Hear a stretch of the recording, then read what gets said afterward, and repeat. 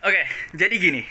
Kalian pernah notice gak sih? Setiap kali kalian buka website apapun di sebuah browser itu selalu muncul https:// di depannya. Dan biasanya kalau kalian ada ketik link di Microsoft Word atau di Microsoft PowerPoint, kalau kalian gak ada https://nya dia nggak bakal bisa diklik. Harus ada https://nya dulu baru bisa diklik.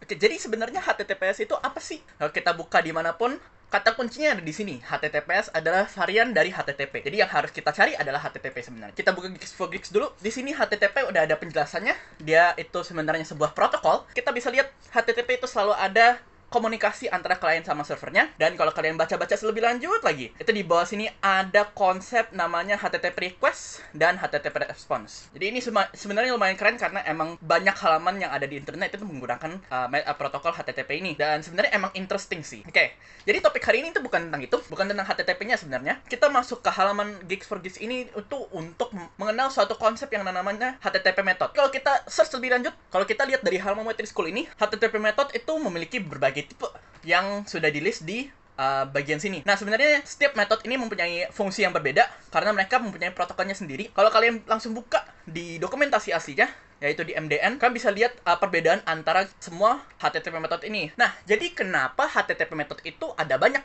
Dan gunanya itu sebenarnya buat apa sih? Jadi, seperti yang tadi dibilang di bagian awal tadi, HTTP protokol itu sebenarnya digunakan di situasi di mana ada sebuah klien yang ingin berkomunikasi dengan sebuah server. Klien itu harus memberikan sebuah request kepada server agar servernya bisa mengembalikan sebuah respons kepada kliennya. Bisa itu request untuk sebuah data atau apapun itu harus ada sebuah request dulu baru bisa diberikan datanya dari servernya. Jadi metode-metode HTTP ini digunakan untuk membedakan antara tipe-tipe request yang berbeda yang bisa diminta oleh user kepada servernya. Misalkan request untuk mengupload data itu pasti beda dengan request yang untuk mendownload data dari servernya. Oke, jadi itu satu. Kenapa ada banyak tipe-tipe HTTP request? Karena emang fungsi-fungsinya beda-beda semua.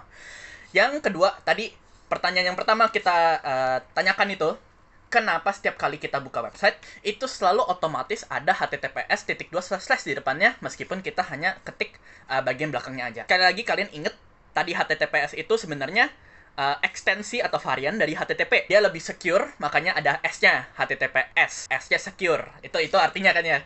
Jadi itu https:// bla bla bla. Dia mau request kepada URL-nya dengan metode HTTP secara secure karena ada S-nya. Setiap kali kita membuka sebuah website yang menggunakan https:// itu dia melakukan sebuah request GET kepada server dari website tersebut. Ya oke, kayaknya itu aja sih untuk video kali ini. Terima kasih sudah menonton.